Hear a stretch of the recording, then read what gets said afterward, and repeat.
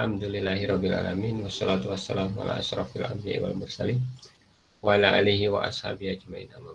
Alhamdulillah kita bisa bertemu kembali pekan ini. Pekan lalu saya ngasih tahu aja di kelas A ya, semoga nyampe. Itu kondisi kesehatan tidak memungkinkan untuk kuliah. Itu alhamdulillah sudah berangsur baik. Jadi sehari aja sih sebenarnya. Tapi belum bisa ngasih kuliah sampai beberapa hari karena suaranya batuk. Tadi juga masih beberapa kadang-kadang harus diselingi batuk ya. Begitu kira-kira. Nah, alhamdulillah ya kita sehat ya. Semoga semua sehat ya.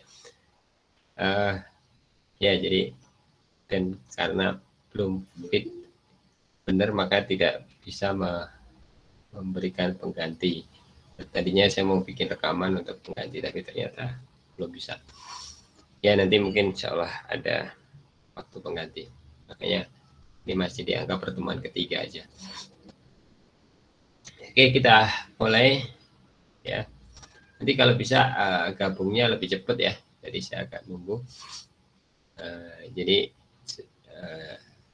begitu mau selesai saya kasih waktu tilawah itu. Saya mau selesai itu udah siap-siap gabung. Terus ininya kan sama ya, linknya sama. Tinggal gabung, ingat link kemarin. Saya harusnya simpan di deskripsi grup ya. Saya lupa aja menyimpan biar ingat gitu ya. Gitu. Tapi di tugas kelas yang awal-awal kan ada. Ya kita mulai dengan tilawah. Tadi surat Al-Baqarah ayat 25. Ini lanjutan dari sebelumnya. Coba dibaca siapa ya?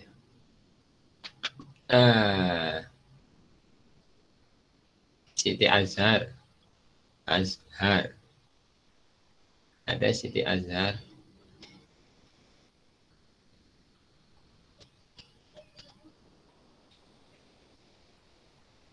Nggak ada.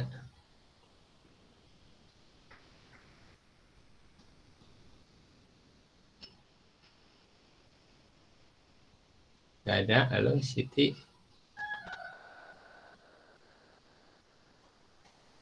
Ini aja nggak ada Siti.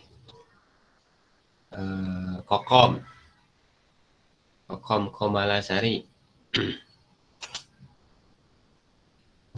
Ada Kokom? Iya Pak. Dengan artinya ya Kokom ya. Iya Pak. A'udzu billahi minasyaitonir rajim. Bismillahirrahmanirrahim. Wa basyiril ladzina amanu wa 'amilus solihati anna lahum jannatin tajri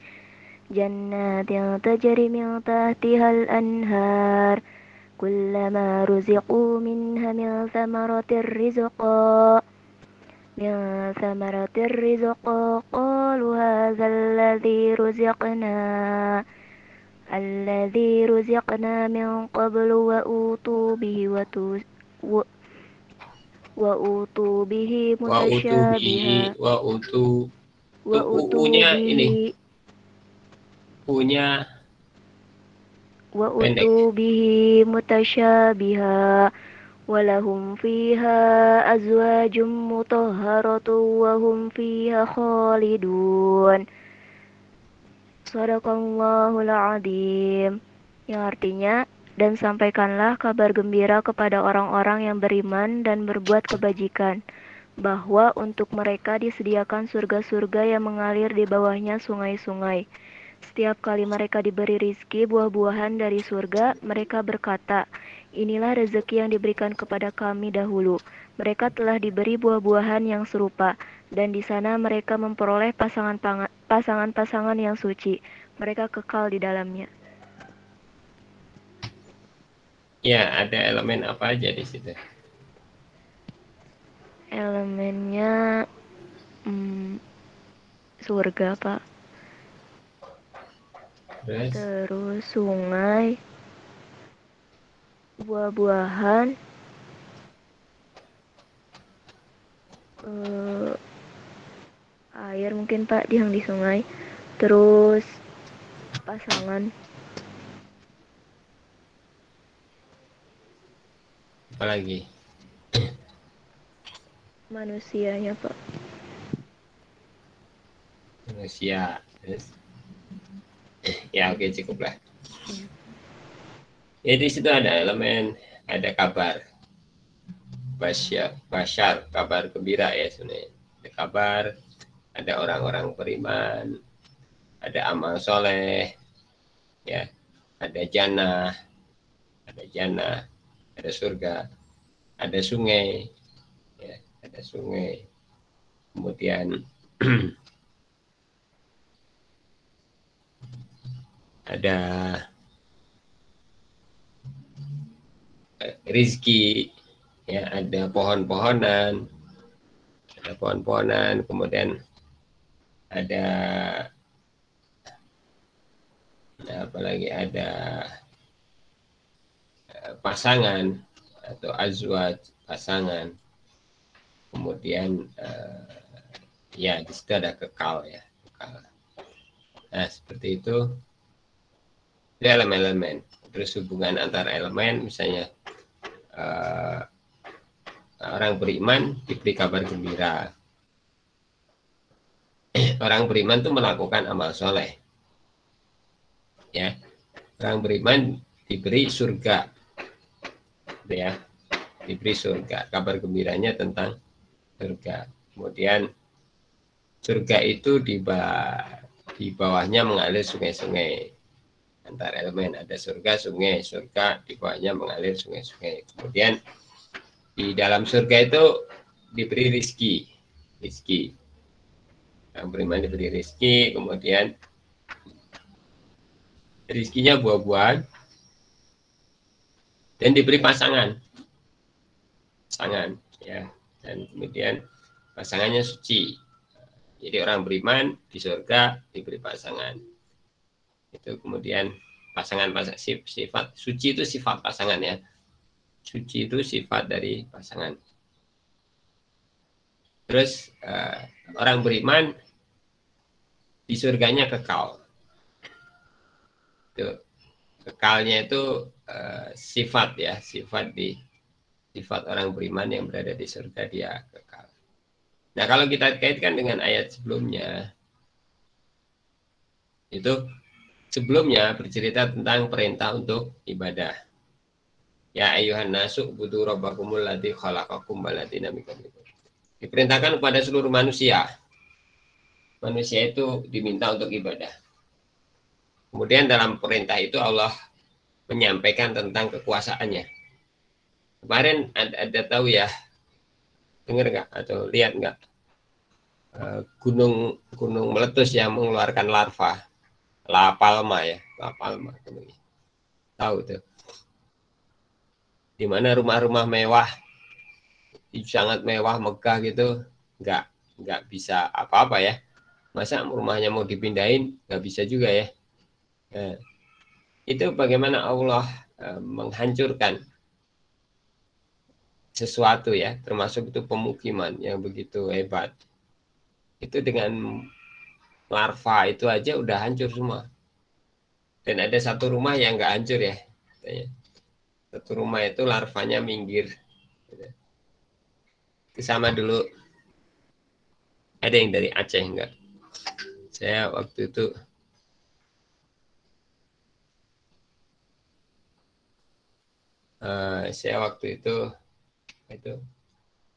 ke Aceh gitu ya. Di situ ada beberapa fenomena ya, disebut keajaiban. Ada makam, ada masjid yang nggak kena tsunami. Jadi semua kena tsunami. Ada seorang laki-laki udah dewasa. Dulu dia waktu tsunami masih kecil. Dia cerita, saya Pak dulu pas tsunami begini-begini, termasuk akhirnya dia nyangkut di pohon. Pohonnya itu jaraknya berapa kilo dari pantai lah, sekitar 3 kilo dari pantai lah. 3 kilo apa 2,5 kilo gitu. Nyangkut dia di pohon. Ya, terus dia nunjukin tuh Pak, itu makam Syekh siapa gitu, ulama Aceh. Itu nggak kena tsunami sama sekali, pagernya pun nggak. Jadi tsunami di situ pecah. Padahal dia langsung di samping laut itu. Tapi dia nggak kena. Kadang seperti itu. Apa itu? Allah menunjukkan kekuasaannya di situ ya. Fenomena. Ya kekuasaan yang kita lihat ya kita sendiri ini adalah kekuasaan Allah. Anda sakit gitu dikit, bisa nggak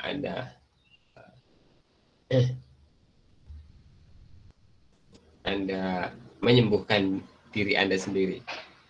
Sebenarnya hampir nggak bisa kan. Anda berobat, kadang kok nggak sembuh juga gitu ya. Tapi kadang hanya berdoa sembuh gitu ya. Kemarin saya sakit gitu ya. Ya mungkin kecapean atau apa, itu kan hanya sebab saja kecapean dan lain sebagainya gitu. Nah, intinya kan Allah yang mengendaki semua itu. Seperti itu. Dan bumi, apalagi bumi ya, kita nggak bisa ciptakan dan kita tinggal di situ. Jadi Allah ciptakan kita, Allah sediakan tempat tinggal. Kemudian Allah sampaikan mengenai penciptaan bumi tadi yang kita nggak bisa ini. Kemudian Allah sampaikan mengenai petunjuk, yaitu Al-Quran. Dan penyampaiannya nggak hanya langsung petunjuk, tapi kalau kamu ragu dengan Al-Quran ini, kalau kamu ragu dengan, bikinlah satu. Siapa yang nggak ragu dengan Al-Quran? Nah, nggak ragu, nggak ada ya, semua ragu berarti ya. Dan pertanyaannya siapa yang nggak ragu dengan Al-Quran? Nggak ada yang jawab, berarti semua ragu ya.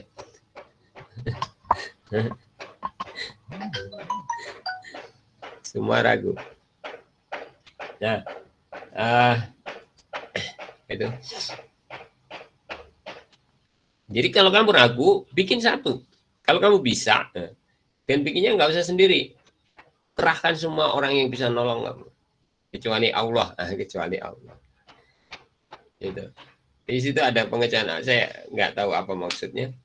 Tapi yang jelas Allah menyebutkan kalimatnya seperti itu. Dan Allah sampaikan, jika kamu nggak bisa, dan kamu nggak akan pernah bisa. Kalimatnya kan bagus banget.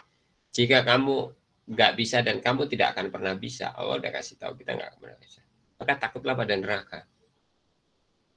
Nah, berita ini seimbang. Ketika Allah menyampaikan neraka, orang yang nggak menggunakan Al-Quran sebagai petunjuk hidup, orang yang meragukan Al-Quran, siapa yang nggak ragu dengan Al-Quran? Oh, nggak ada, semua ragu ya. Kalau Anda gunakan dalam kehidupan, kalau Anda nggak ragu, Anda pasti gunakan. Anda pasti baca sering-sering, ya nggak? Iya. Kalau Anda pakai Google Map, Anda masih bisa disesatkan. Saya sering banget disesatkan oleh Google Map, sangat sering ya. Tapi kalau dengan Al-Quran udah dijamin tidak akan sesat. Gitu. Ya, seperti itu. Nah, orang yang ragu, sekarang kita ngomong nggak ragu misalnya. Tapi berapa banyak kita gunakan Al-Quran sebagai petunjuk hidup? Berapa banyak kita baca Al-Quran? Nah, itu problemnya. Ketika ngomong ragu nggak ragu itu ada konsekuensi. Nah, Allah balik, orang yang nggak gunakan Al-Quran, orang yang ragu dengan Al-Quran, neraka. Tapi orang yang beriman dan beramal soleh, apa artinya? Dia yakin Al-Quran benar dan dia berjalan, berperilaku, jalan perilaku sesuai dengan yang ada di Al-Quran. Itu Allah kasih surga. Kenikmatan yang tidak ada duanya surga itu. Tapi walaupun nanti ada kenikmatan yang paling puncak di surga. Jadi ada kenikmatan puncak di surga. Jadi kalau kita baru tahu kenikmatan itu surga, itu masih kurang pengetahuannya. Jadi surga, orang-orang yang tinggal di surga itu nanti akan mengharapkan satu kenikmatan yang paling puncak. Apa itu? Nanti ya. Gitu. Nah, di dalamnya ada buah-buahan, ada pasangan gitu ya. Pokoknya banyak hal lah. Kita nggak usah bahas secara rinci lah. Intinya itu aja gitu ya. Ada seperti itu. Nah,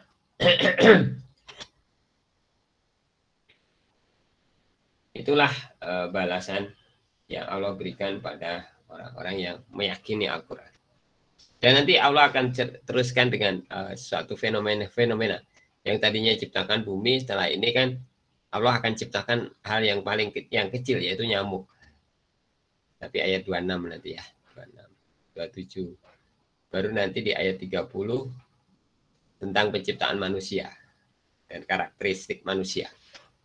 Ini kita satu ayat bertahap, tapi Anda cermati, Anda hafalkan kalau bisa ya. Hafalkan. Seperti itu. Cukup ya, kita lanjutkan. Kita agak ini. Saya share screen dari sini. Ada pertanyaan nggak di sini? Jadi masalah ini. Mohon maaf, saya belum fix banget ya.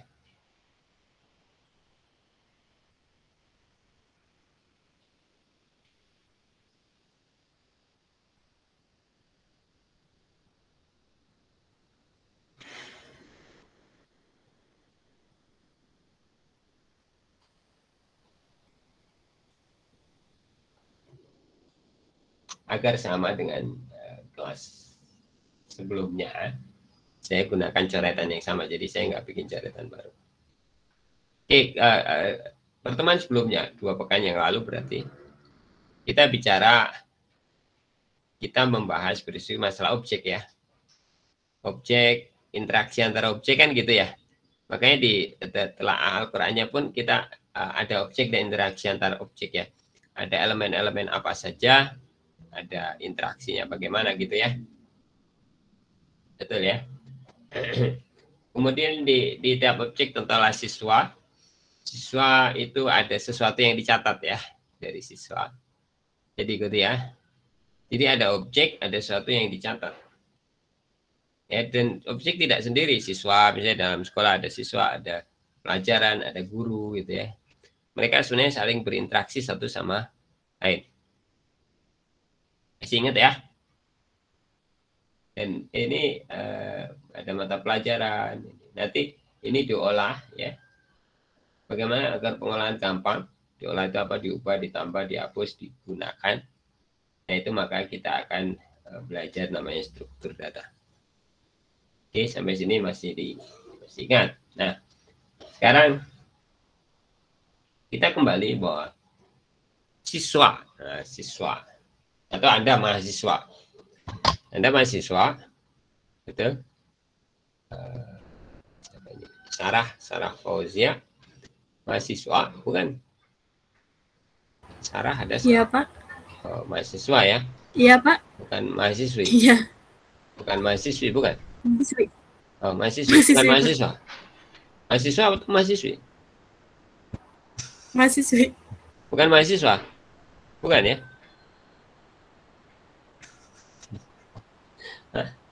Mahasiswi apa mahasiswa? Mahasiswi Bingung, Pak. Mahasiswi ya. Jadi kalau saya sebut mahasiswa, Sarah bukan, saya bukan mahasiswa, saya mahasiswi gitu ya. Begitu. Bingung ya? Rahayu mahasiswa, mahasiswi. Mahasiswi Pak. Mahasiswi, bukan mahasiswa ya. Rahayu mahasiswa, salah. Itu. Kalau mahasiswa bukan mahasiswa, berarti kalau saya sebut Rahayu mahasiswa salah ya. Betul. Salah atau betul? Rahayu mahasiswa, salah apa betul? Betul juga Pak, tapi kalau pilihannya mahasiswa atau mahasiswi berarti pilihannya mahasiswi Pak. Tapi kalau saya sebut Rahayu mahasiswa, betul? Salah. Kan mahasiswi.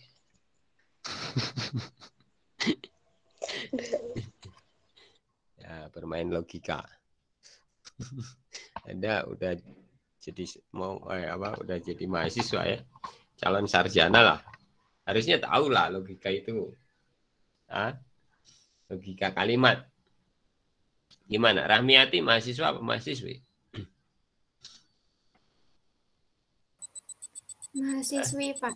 Mahasiswi, bukan mahasiswa. Rahmiati udah jadi mahasiswa. Oh salah mah, jangan, saya mah mahasiswi. Wah. Karena mahasiswi itu ditujukan untuk perempuan. Apa? Kata mahasiswi itu ditujukan untuk perempuan, Oh, kalau mahasiswa untuk laki-laki. saja.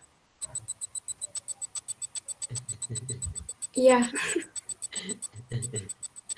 Nah, Anda harus pakai logika itu berdasarkan urf, berdasarkan keumuman orang menggunakan. Jadi kalau Anda bikin logika sendiri, orang lain nggak sepakat, ya nggak bisa. Anda bilang misalnya, itu kerudungnya Azhar itu warna hijau. Betul. Gak apa-apa, saya sebut hijau. Yang kayak gitu tuh bagi saya hijau. Udah. Tapi bagi orang lain nggak hijau, merah gitu. Ya, Anda boleh kan hijau merah kan nama kan sebenarnya itu. Nah, itu logika itu bisa minta logika. Tapi ada logika gini, logika umum. Kalau kita menyebut mahasiswa, berarti di dalamnya laki-laki perempuan. Ya kan? Iya kan, Rusmiati udah jadi mahasiswa, betul kan? Betul, tidak salah. Jangan disalahkan. Karena kalimat itu betul. Itu loh. Nah, kalau mau dikhususkan lagi tadi, kalau dikhususkan, kan siapa Rayu ya. Kalau untuk pilihannya ada mahasiswa-mahasiswi, maka yang benar mahasiswi ya. Itu ya sudah mendekati logikanya. Jadi Anda harus ini. Kalau disebutkan muslimin, itu perempuan masuk. Sebelum mukminin, orang-orang beriman, itu perempuan, laki-laki perempuan masuk. Gitu loh. Ya biasanya penyebutan laki-laki itu perempuan masuk, itu enaknya perempuan. Kalau disebut perempuan, laki-laki nggak masuk. Nah, kan nggak adil perempuan teh. Gitu ya. Gitu. Oke, udah ke sini. Siswa. Nah, ini jadi agak manjang dikit ya. Bahwa Anda berpikir.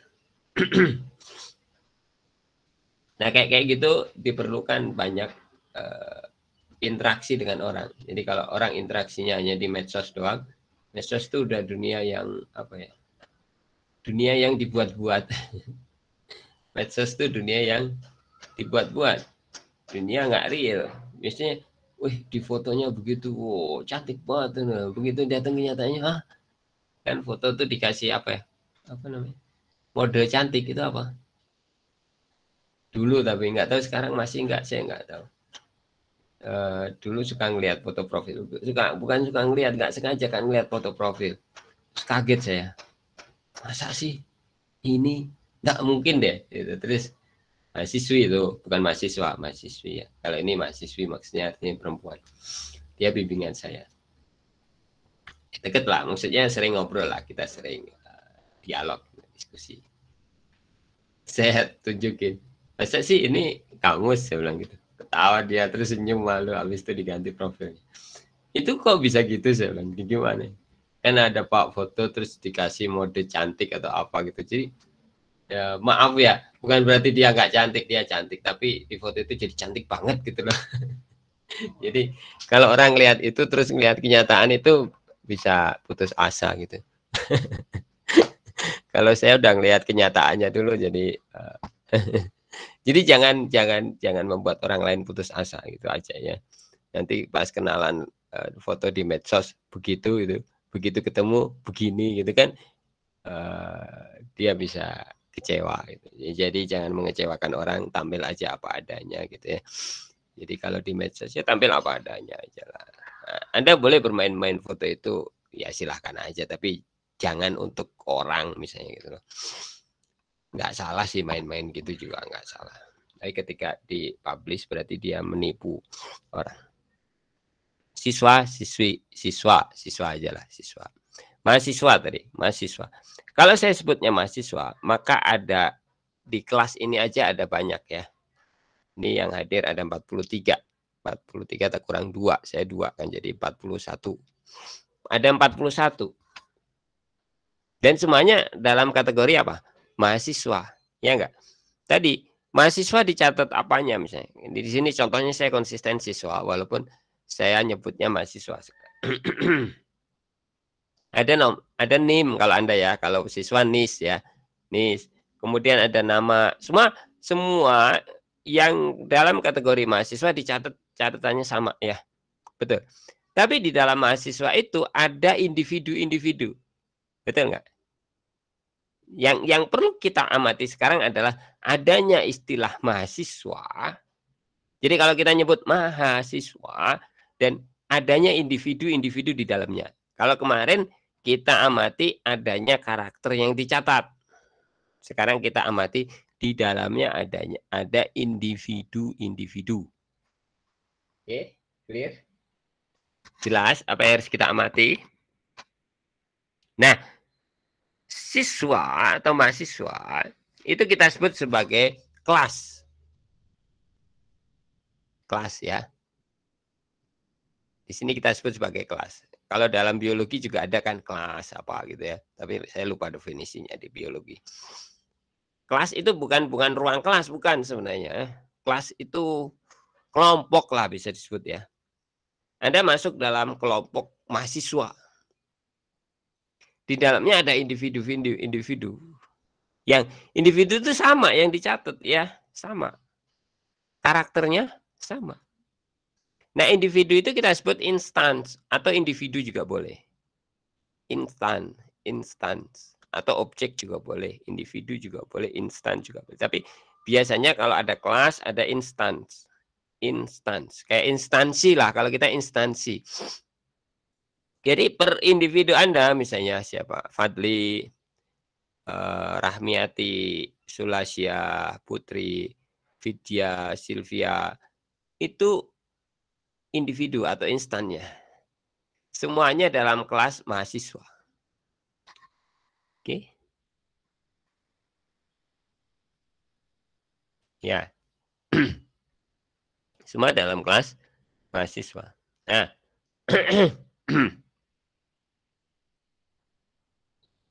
Semua orang, ini misalnya ada siswa, ini kelasnya siswa. Siswa itu ada orang-orangnya, orang 1, orang 2, orang 3, atau siswa 1, siswa 2. Kalau saya sebut siswa lagi nanti takutnya ini istilahnya jadi berputar gitu ya. Orang ke-1, orang kedua, orang ketiga. Nah, itu semua mempunyai catatan ini ya. Saya refer ke sini semuanya. Oke. Nah, siswa itu selain juga dicatat tadi ya. Kalau kita kemarin sebut karakternya ya, atributnya. Juga punya aktivitas, ya kan kemarin disebut punya relasi. Antara siswa dengan pelajaran itu relasinya adalah siswa belajar mata pelajaran. Guru mengajar mata pelajaran. Gitu kan? Siswa belajar mata pelajaran, guru mengajar mata pelajaran. Ada relasi. Nah, dari siswa belajar itu juga ada yang dicatat apa? Biasanya kalau belajar itu dicatat kehadiran aja. Tapi nanti guru mengisi materi apa yang disampaikan. Guru mengisi. Terus nanti siswa ujian. Apa yang dicatat ketika siswa ujian? Yang dicatat nilainya. Nilainya akan dicatat.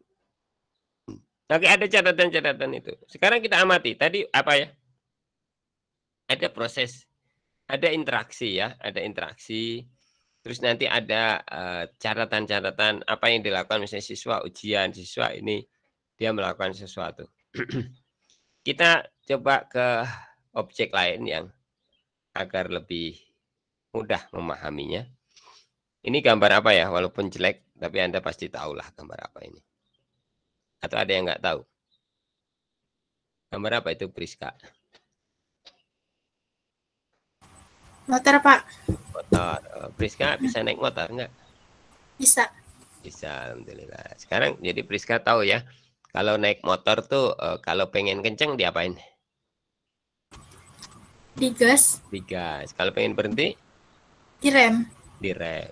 Sebenarnya kalau pengen kenceng itu sebenarnya prosesnya gimana sih?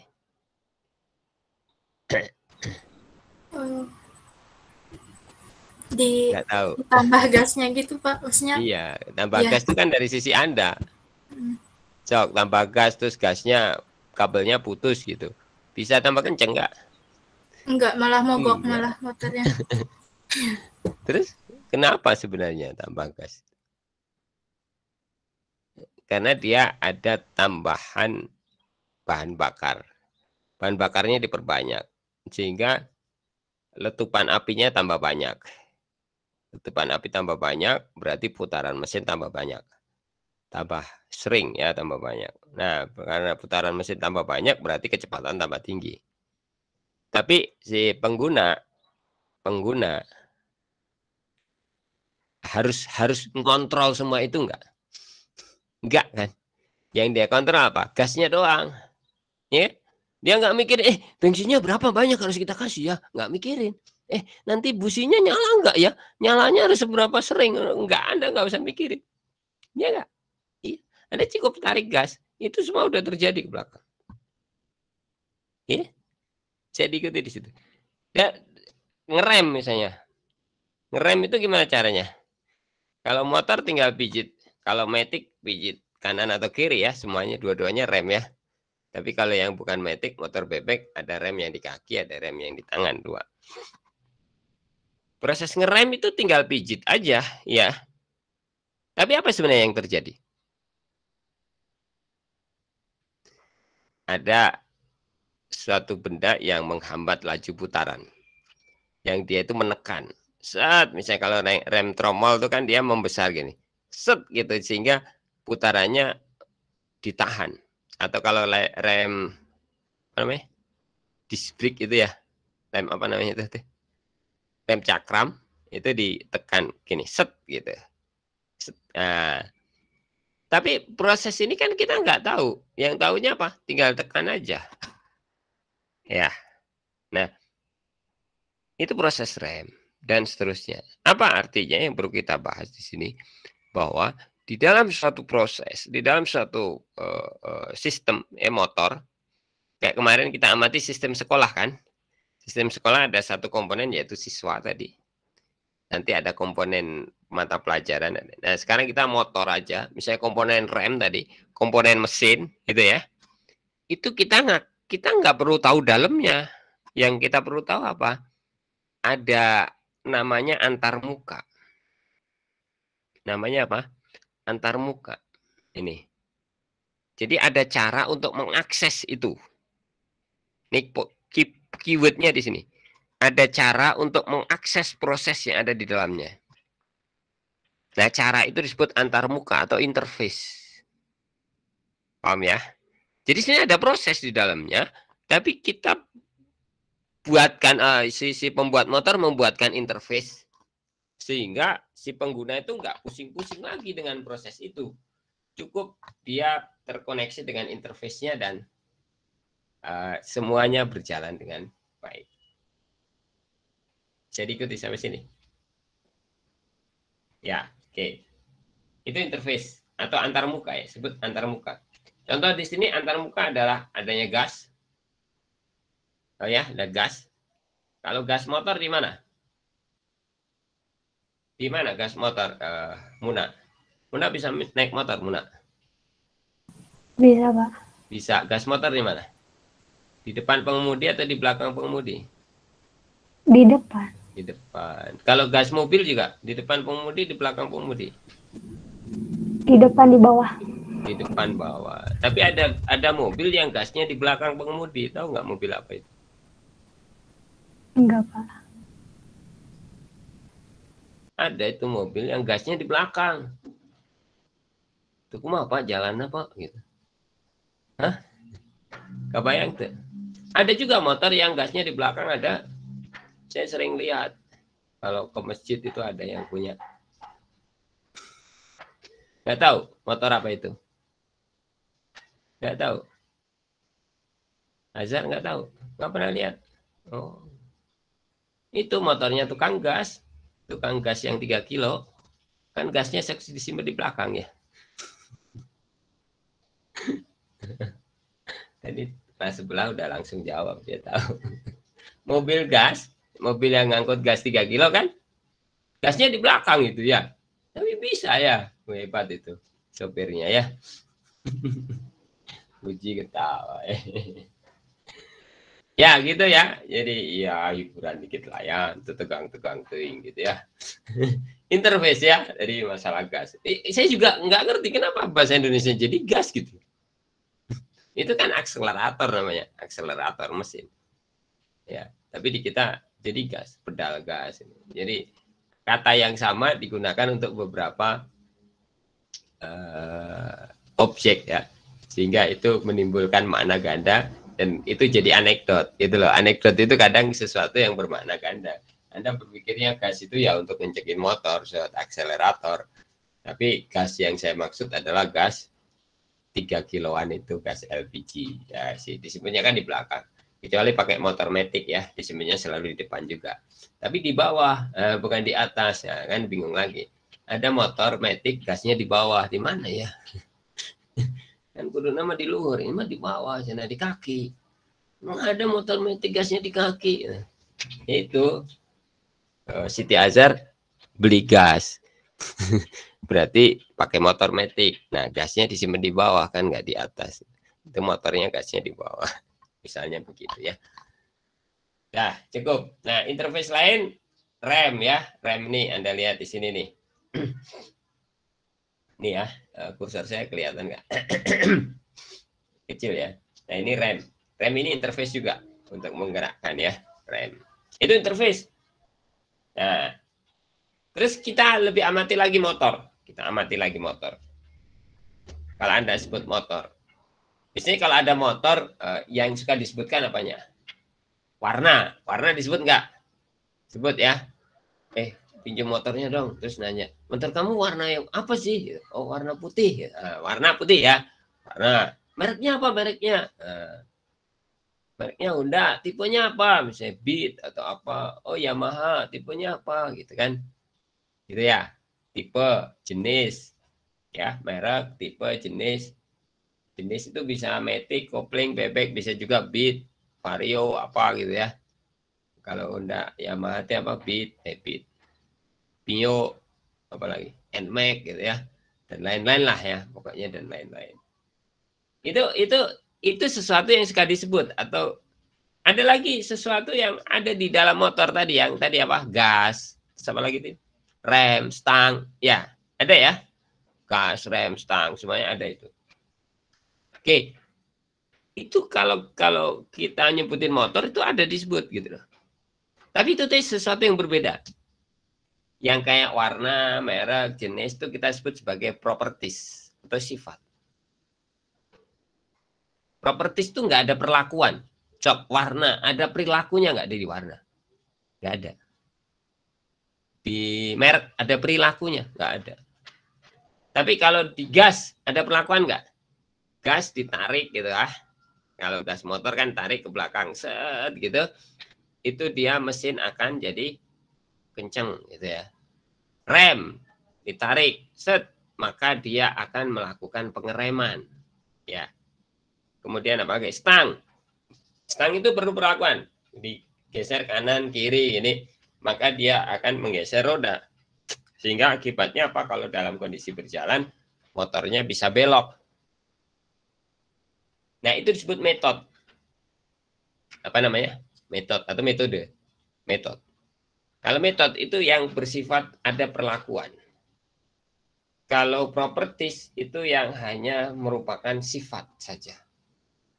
Ciri saja, ciri, bukan perilaku. Nah, gitulah dalam bahasa sederhananya kita bisa bilang ciri atau perilaku. Misalnya contoh ciri itu. Tapi ada juga sesuatu yang nggak punya perilaku ya. Misalnya jilbab. Nah.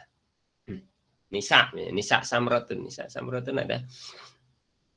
Hadir, Pak. Hadir. Nggak bisa on cam, nggak bisa. Sebentar aja lah. Nah. Nisa punya jilbab.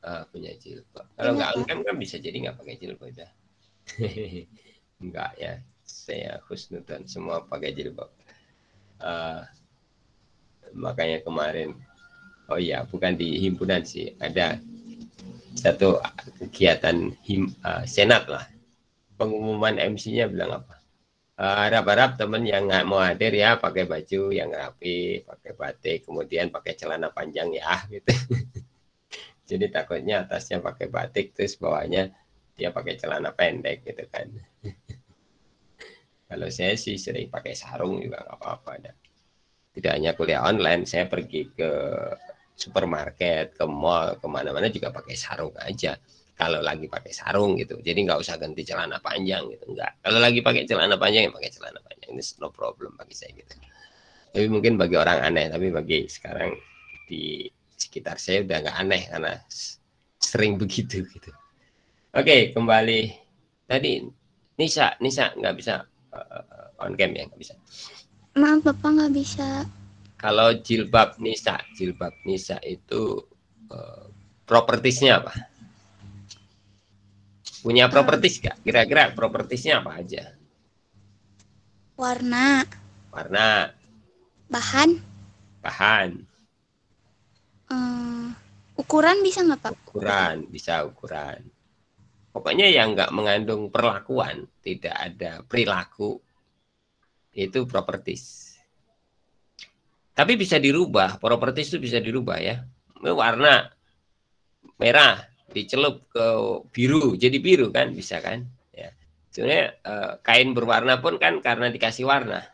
Aslinya dia kan tidak berwarna ya. Aslinya kain tidak berwarna. Atau putih ya warnanya aslinya. Putih pun yang putih bersih itu juga dikasih warna pemutih. Aslinya nggak putih-putih amat gitu loh, kapas itu kan. Kalau yang dari kapas, kalau yang dari sintetis nggak tahu warna aslinya apa. Kalau jilbab punya perlakuan nggak? Punya metode nggak? Nah ini agak mikir dikit. Jilbab Anda kan dipakai ya. Nah pas dipakai itu bisa berubah bentuk nggak? Apakah itu masuk perlakuan? Nah, saya nggak tahu. Saya model jilbab, ya ini yang saya lihat lah. Jilbabnya Kokom, jilbabnya Sonia, itu kan beda ya? Beda nggak? Beda kan? Cara makainya beda kan? Beda. Terus siapa tuh? Muna gitu ya. Beda lagi kan jilbabnya. Nah, Kokom. Beda. Nah, apakah itu masuk perilaku? Bisa jadi dia masuk ke suatu perlakuan. Jadi mungkin bahan jilbabnya sama, ukurannya sama. Tapi begitu diperlakukan, ada yang dilebarin ke sini, ada yang di kanan kiri diginiin, jadi tinggal segini gitu ya. Ada yang cuman sebelah gitu ya. Jadi yang ke sini terbuka bukan terbuka, nggak ada jilbabnya maksudnya di baju. Di sini jilbab segini ada. Ya itu kan model-model aja dan itu perilaku.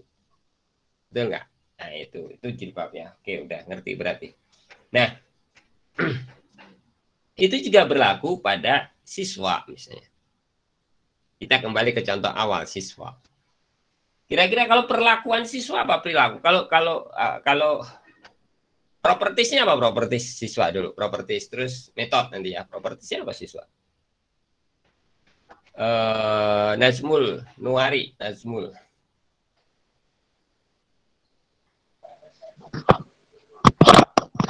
Ya Pak, hadir Pak. Apa propertis dari siswa Nazmul? Nama mungkin Pak. Nama terus jenis kelamin. Ya, terus tanggal lahir dan lain-lain ya. Kalau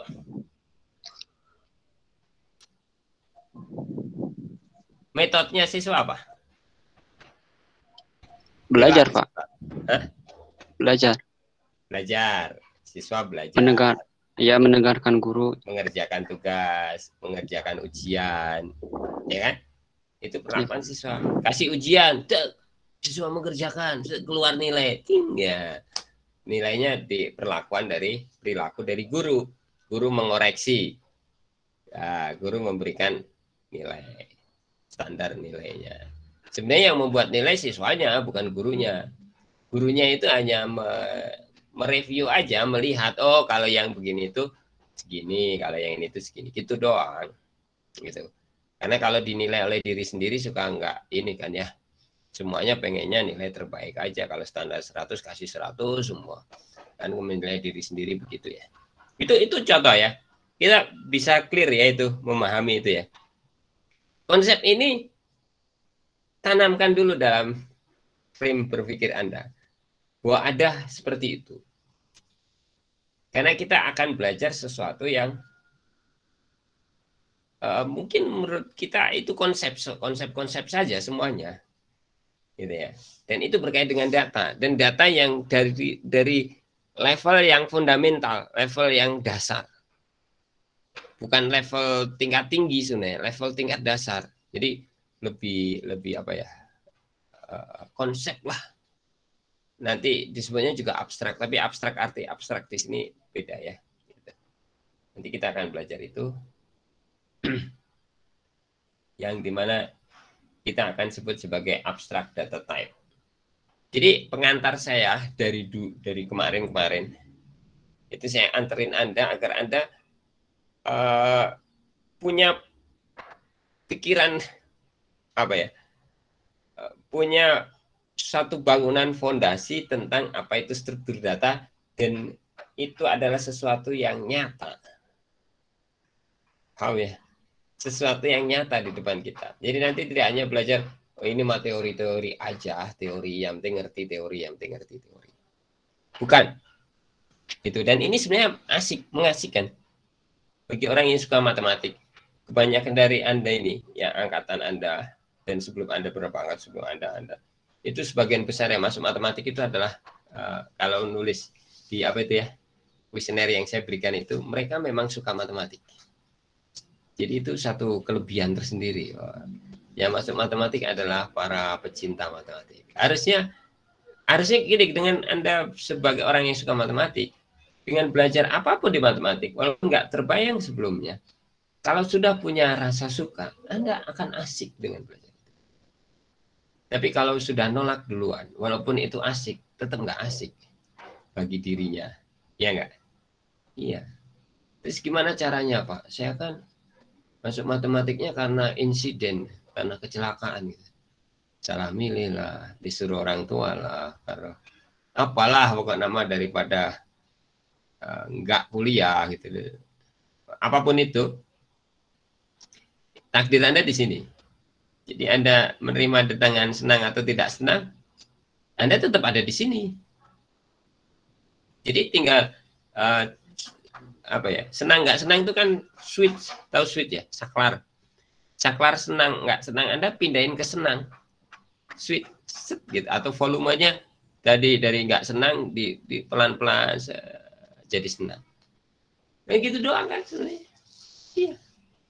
Nanti Anda kalau punya anak juga gitu ya, anak kadang tiba-tiba nggak suka sesuatu, gimana caranya orang tua merayu agar dia mau itu, padahal itu penting, bermanfaat. Tapi namanya anak kan kadang-kadang gitu ya, nolak. Nah, kita kan rayu pelan-pelan. Dan kadang dibiasakan dulu dari sedikit. Anda pun sama. Ketika Anda nggak suka, Anda akan tersiksa di sini. Makanya, rasa tidak sukanya yang dirubah. Jadi suka.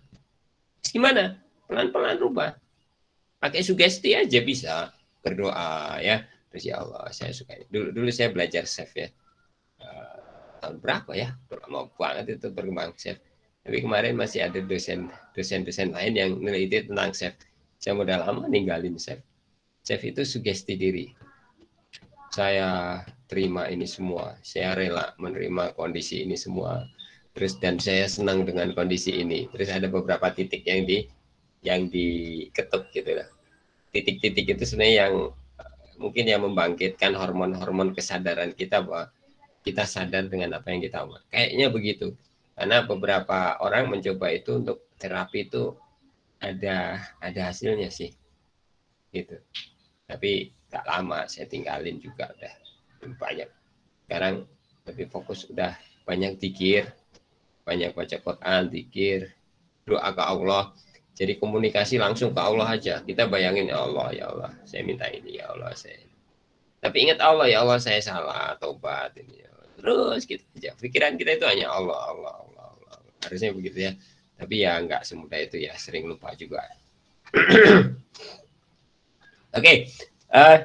Saya pengen bangun paradigma berpikir Anda, dan semoga dengan ini Anda menjadi lebih suka. Gitu.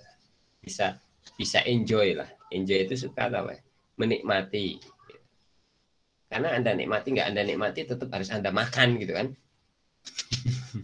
Daripada begitu Anda masuk ke mulut terus gitu, kan kan nggak menikmati, tapi kudu masuk, walaupun juga tetap kudu masuk lagi, kan aneh ya. Nah, makanya dinikmati, oh enak banget ya. Nah, kita mulai masuk ke konsep. Kita akan belajar namanya abstract data type. Abstract data type itu seperti yang saya ceritakan tadi sebenarnya intinya. Cuman kita mau formalkan rumusannya gitu. Formalkan rumusannya. Masih ingat gak dulu saya suka ngasih apa itu abstrak?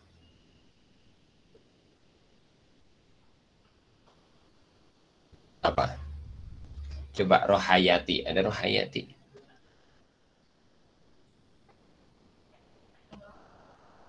Rohayati. Halo Rohayati. Gak ada ya? Ini kalau off cam itu dipanggil langsung nyaut ya harusnya. Nah, belum ada. Silvi Hatami. Silvi?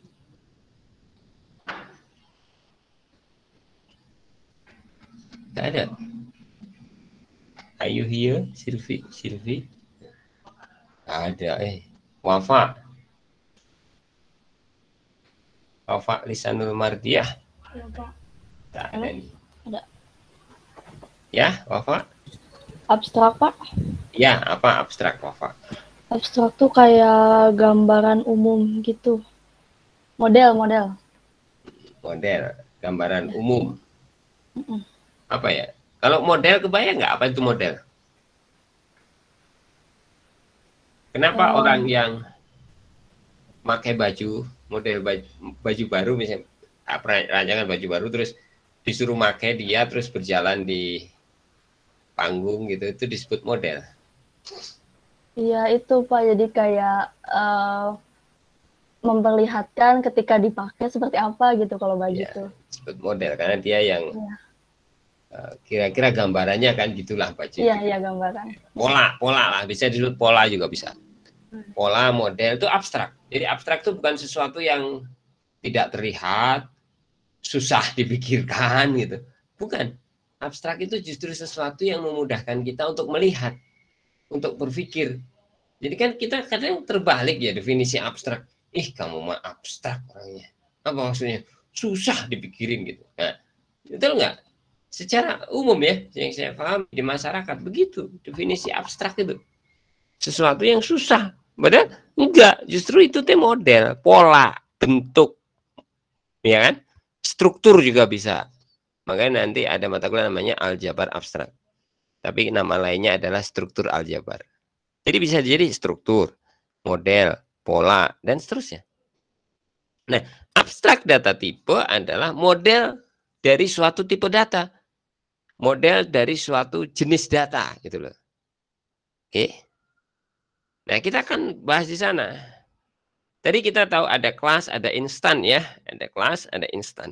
Instan itu individu-individu. Dan nanti data itu di individu-individu. Tapi modelnya itu ada di kelasnya. Gitu loh. Ya kayak mahasiswa. Mahasiswa itu kan sebenarnya model. Ya kan? Model mas. Siswa itu model. Isinya apa? Orang. Tapi ada orang yang nggak jadi mahasiswa. Ada kan? Iya. Gitu loh. Makanya mahasiswa itu model. Oke. Setelah ini saya akan share slide ya. Sekali ini slide.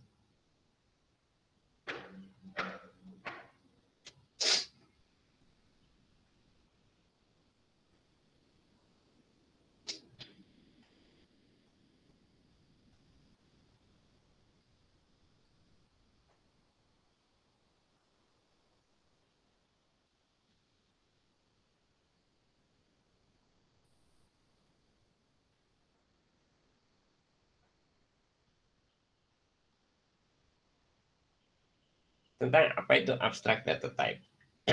Belum terlihat.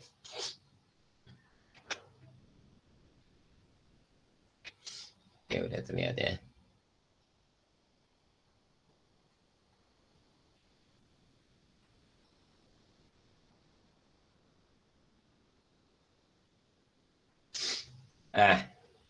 Judulnya ADT. Abstract data type.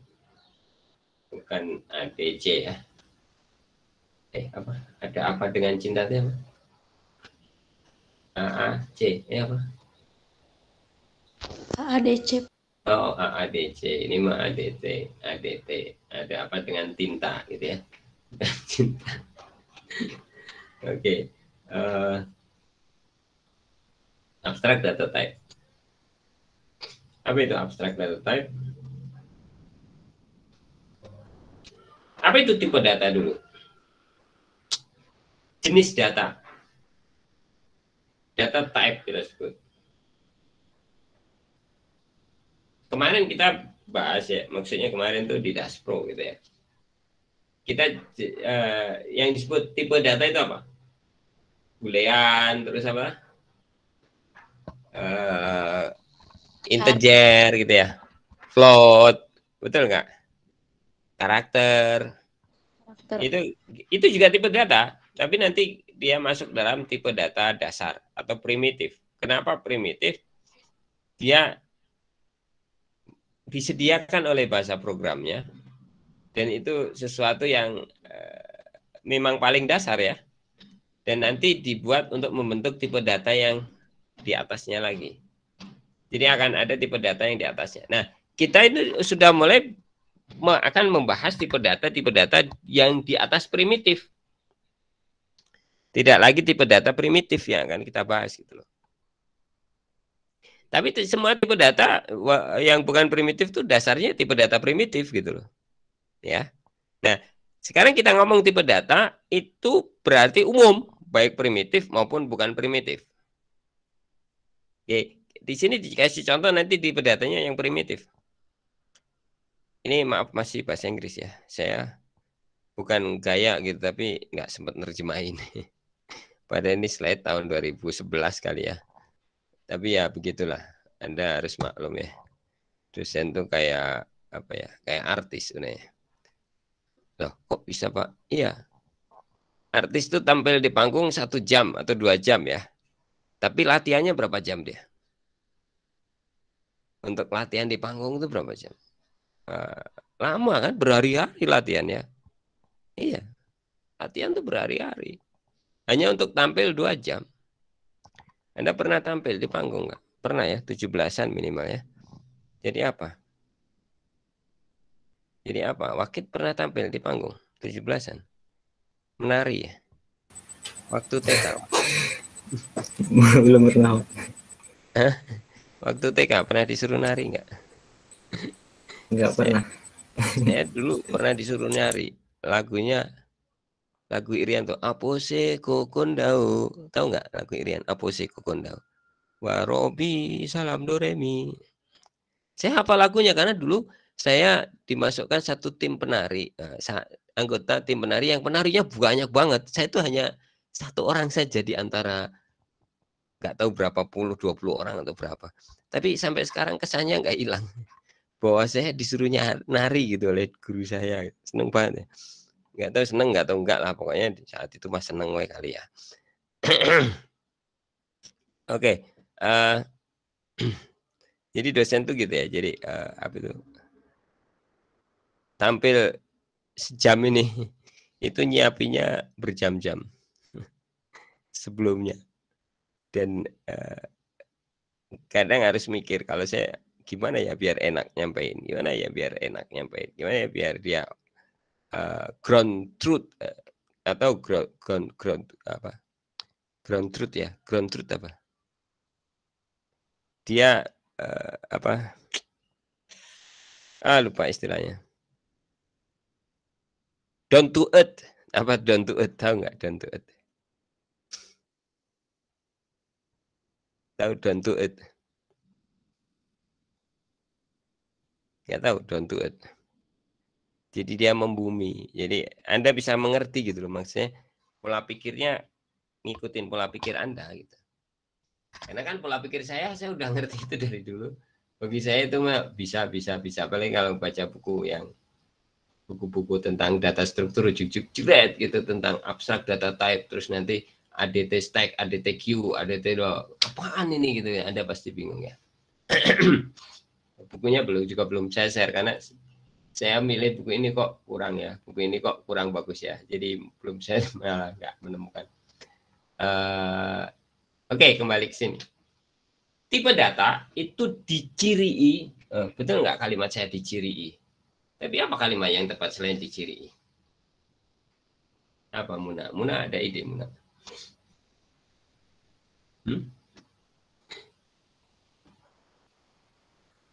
Nggak ada Muna.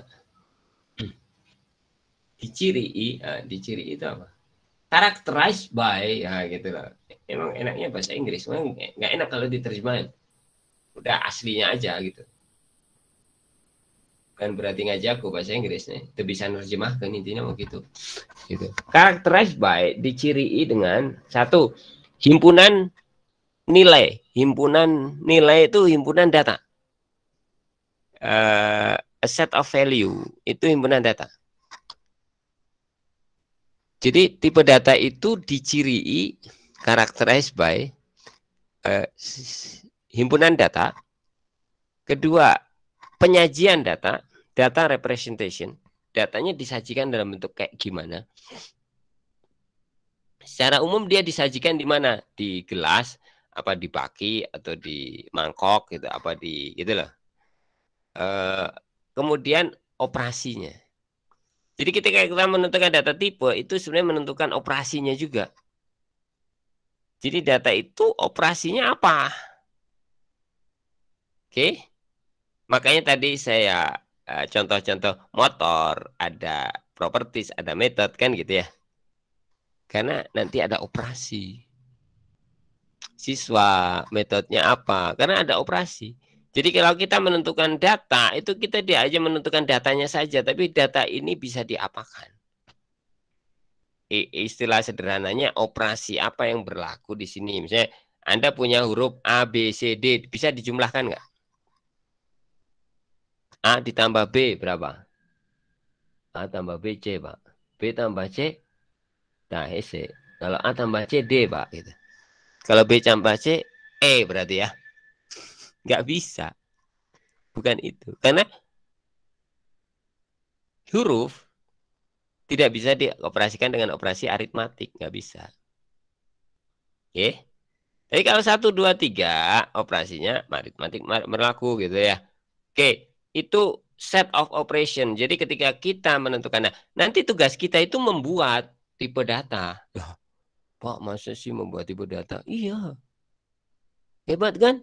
Wah, Anda menjadi orang hebat kok nggak kerasa gitu ya. Jadi Anda nanti bisa men-set tipe data. Ya tentunya nggak bikin sendiri, tapi contoh-contoh lah yang sudah dibikin orang, tapi Anda disuruh bikin gitu ya. Dengan harapan, dengan dasar pemikiran ini Anda bisa membuatnya. Gitu. Contoh ya. Nih. Itu yang kecil tadi sama dengan ini. Misalnya kemarin kita gunakan tipe data primitif. Nah, di sini masih dipakai sebagai contoh. Boolean itu misalnya. Boolean. Isinya apa? Set of value-nya apa? Datanya apa di dalamnya? Dia hanya true dan false. Ya kan? Disajikannya dia hanya 1 byte. Apa? Karena true false itu biasanya disajikan cuma 0 dan 1.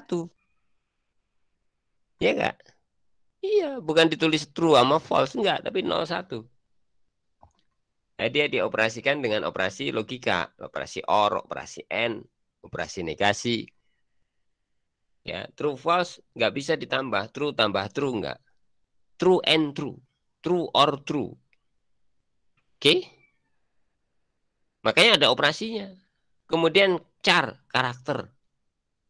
Karakter itu A, B, C, D, Unicode. Di sini sebutnya Unicode. A kecil, A besar, itu karakter. 1, 2, 3 juga karakter.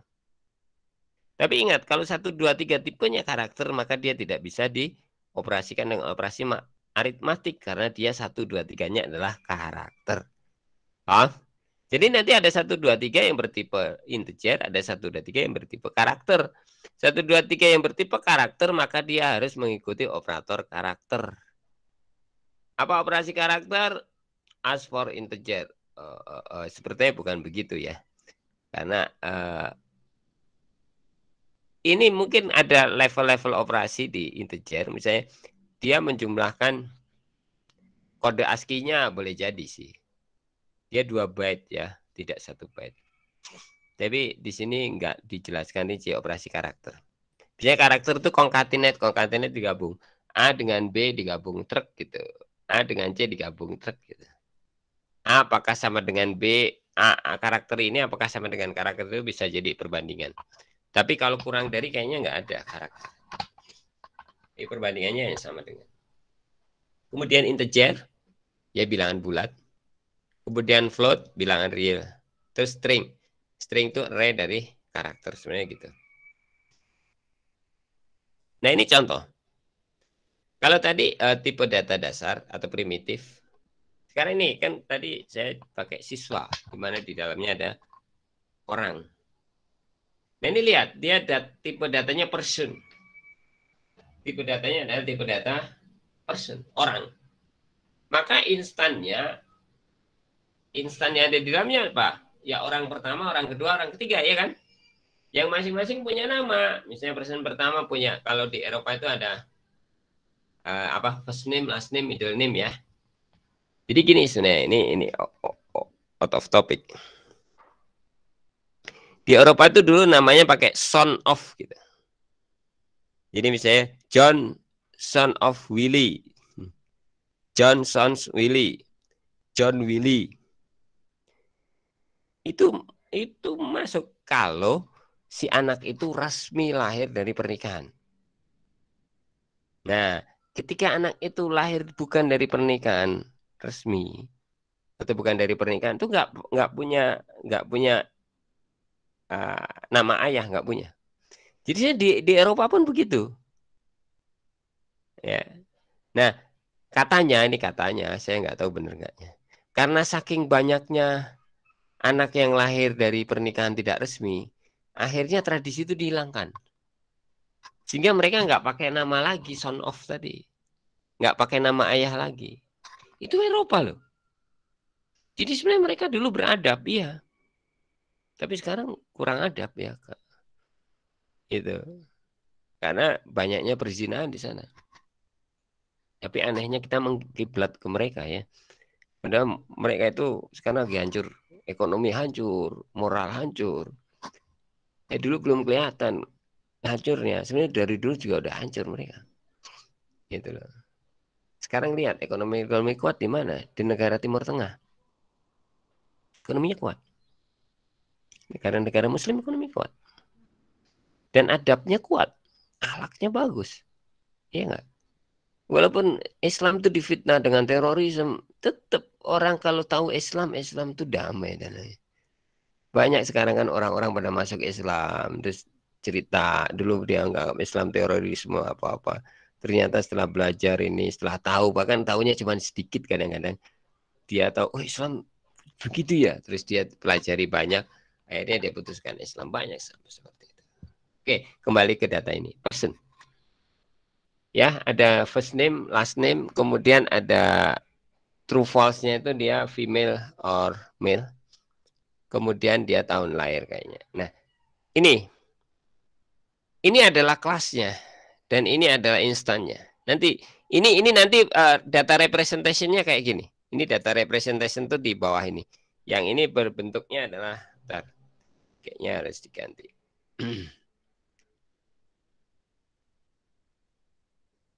Nah, yang nanti dia ini bentuknya misalnya array atau linked list atau apa. Nah, kita juga akan pelajari data representation itu. Oke? Ya. Nah, ini pemrogramannya. Nah, ini kita tinggalkan dulu karena nanti tadi ya, operator itu harus dibuat. Kita yang buat operatornya. Kalau data primitif kan pemrograman yang buat. Tapi kalau kita buat tipe data, kita yang buat nih kayak gini. Jadi kita membuat algoritma, membuat codingan untuk kita jadikan operator dari data yang kita buat. Gitu. Misalnya siswa nilai ujian pertama, nilai ujian kedua, nilai ujian ketiga. Kita kasih gimana input nilai ujian pertama. Anda buat programnya agar orang yang menggunakan data siswa bisa nginput nilai ujian pertama, nilai ujian kedua, dan seterusnya, gitu ya. Itu dari sisi keseluruhan ADT. Nah, sekarang dari sisi pengguna ADT. Jadi ADT itu dibuat. Nah, kita nanti akan buat ADT. Tapi kadang kita juga berfungsi sebagai pengguna ADT. Dari sisi pengguna, abstract data type itu diciri characterized by nilai set of value. Jadi pengguna harus tahu set of value-nya berapa. Terus pengguna harus tahu operasinya. Pengguna tidak perlu tahu data representation. Ingat tuh. Seperti tadi saya contohkan, tadi motor. Pengguna motor perlu tahu nggak bensinnya ini gimana ngucurinya, gimana biar dia bisa masuk ke mesin, kemudian businya biar nyala. Perlu tahu nggak? Nggak perlu. Yang perlu dia tahu apa? Gimana ngegasnya. Oh, gasnya di sini nih, ngegasnya begini. Itu cukup itu aja. Sama. Dari sisi pengguna abstract data type, dia nggak perlu tahu data representation. Tapi dia perlu tahu operationnya gimana. Dan dia tahu karakter, dia tahu value-nya. Dia ini bisa diisi value berapa saja. Apa saja value-nya. Harus tahu. Gitu. Makanya di sini no data representation on this characteristic. Actually ADT must have data representation. Padahal secara kenyataannya ADT harus tahu. But that only be inspected and updated by ADT operation. Expected updated by that ADT's operation. Jadi dia hanya ini oleh ADT's yang punya ADT. Jadi yang bikinnya saja. So application code cannot access the data representation. Jadi orang yang menggunakan ADT-nya, dia nggak bisa akses data representation-nya. Tapi dia nggak bisa ngoprek gitu maksudnya akses. Tapi dia bisa menggunakan, menambahkan, ini data gitu. Bisa dia. Oke. Gitu ya. Nah, lihat spesifikasi. Setiap ADT harus mempunyai spesifikasi. Atau ini disebut kontrak. Harus punya spesifikasi. Yaitu dia harus menentukan himpunan nilainya. Ibaratnya kontrak awal kuliah itu kan kontraknya. Dia harus menentukan operasi apa saja yang ada di ADT. Jadi dia harus menentukan set of value, dia harus menentukan set of operation. Oke. Jadi ini operasinya bakal apa saja. Oke. Paham ya? Itu disebut kontrak. Di kontrak itu nggak perlu menyebutkan data representation. Karena yang diperlukan bagi pengguna ADT hanya dua ini. Makanya harus dikasih tahu itu. Si pengguna itu.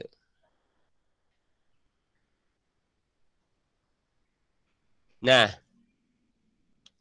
operation itu harus necessary and sufficient.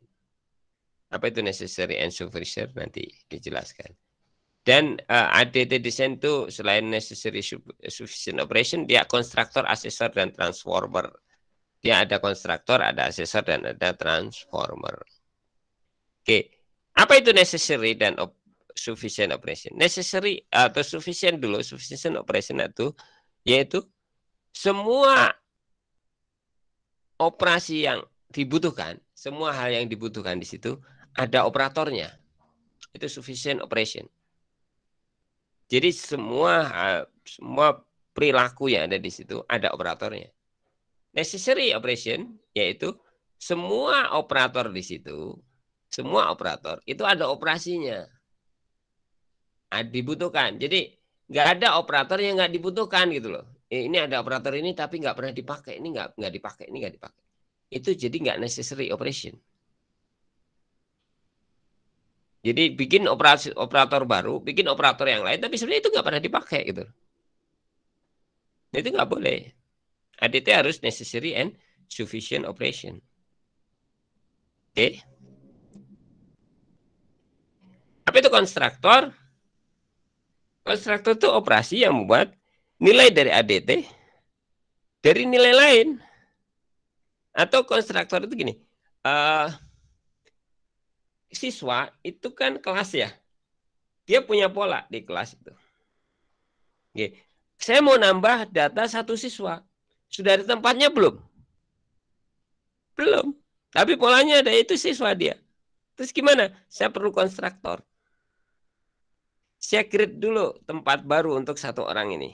Terus saya create tempat baru sesuai dengan tipe data siswa. Namanya konstruktor, dibuat. Nah, baru diisi. Makanya dia operation that create value of the ADT from value of different type. Jadi value dari tempat lain. Jadi dimasukkan ke situ. Menjadi tipenya menjadi tipe dia. Tempat lain nggak tahu tipenya apa. Gitu loh. Dan nggak dibahas tipenya apa. Tapi yang jelas ketika sudah masuk menjadi tipe yang itu.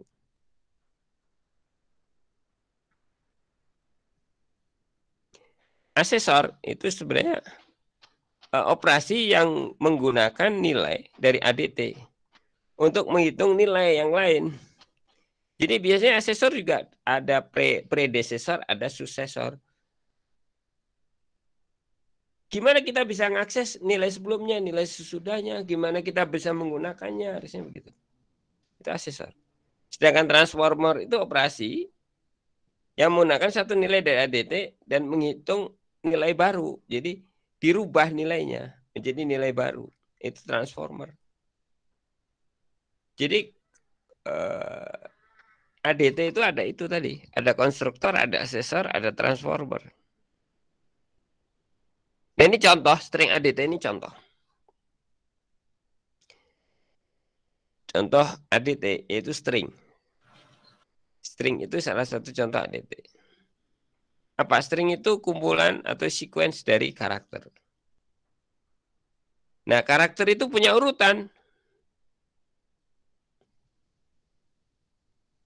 Gitu. Yang dia nanti ditunjukkan di indeks.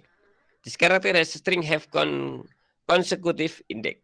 Punya indeks. Indeks 1, 2, 3 konsekutif. Berurut indeksnya. Kemudian di string ADT ada substring, ada panjang atau length. Jadi bisa ngambil substring. Nah, kadang-kadang bisa diambil per kata atau per frase atau nama-nama atau alamat dan lain-lain bisa diambil dari data teks tadi. Oke. Silakan dicermati dulu, barangkali ada yang mau nanya, maka saya istirahat dulu sebentar.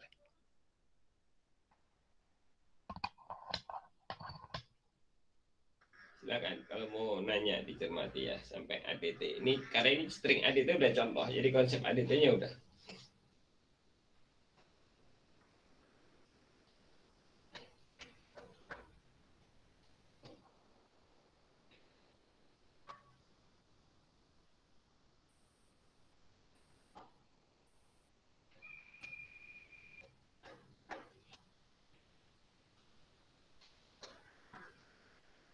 Oke, nggak ada pertanyaan? Kita lanjutkan. Tadi contoh ya. Dia ada substring, kemudian ada length.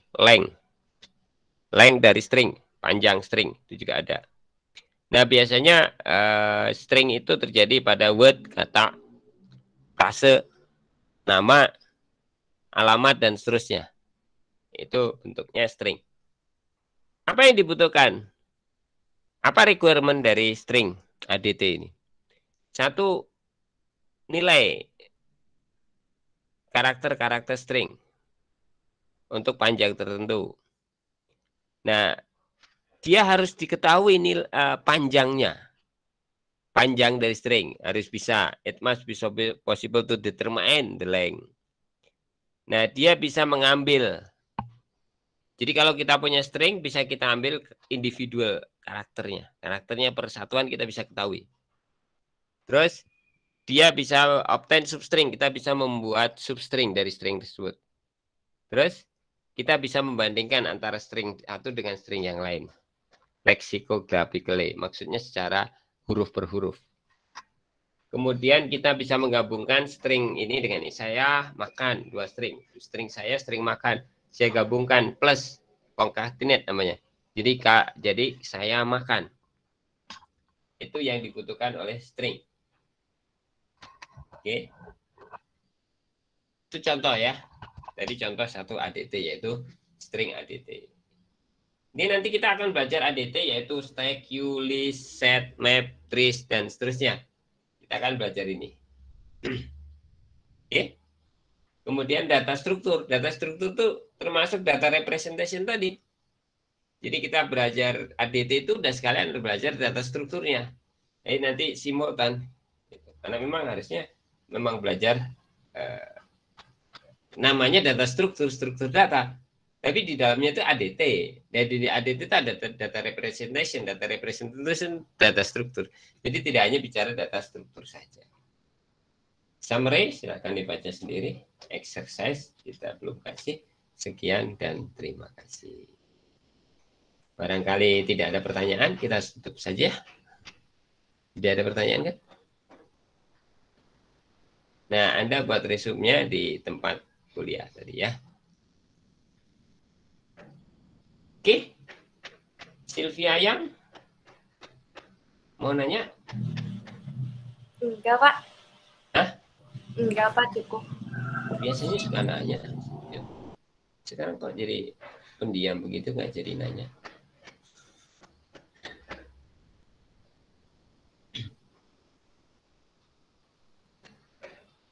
Oke, kalau nggak ada yang nanya, alhamdulillah. Cukup ya? Kita harusnya sampai jam berapa? 14 lebih 10. 14 lebih 20, Pak. Sekarang udah lebih 26 ya? Oh iya. Cukup ya? Azhar nggak nanya? Paling nanya ini aja, Pak. Kan ini nanti resumenya dikumpulin di kuliah tutorial lagi. Ya. Nanti formatan namanya bebas. Formatan apa? Bebas. Formatan nama filenya. Bebas. Ya, seharusnya yang representasi dari tugas Anda lah ya. Bebas. Karena ada di folder Anda sih, jadi saya nggak terlalu pusing dengan format nama Anda. Saya akan meriksanya per nama itu. Oke, makasih Bapak. Ya. Tambah dari referensi lainnya. Kalau udah masuk ADT udah banyak referensinya. Jadi kemarin pengantar itu sulit nyari referensinya. Itu istihad saya aja. Oke. Oke, kalau begitu kita akhiri dengan istighfar. Astagfirullah. Subhanakallahumma wa bihamdika asyhadu an la ilaha illa anta astaghfiruka wa atubu ilaik. Wassalamualaikum warahmatullahi wabarakatuh. Waalaikumsalam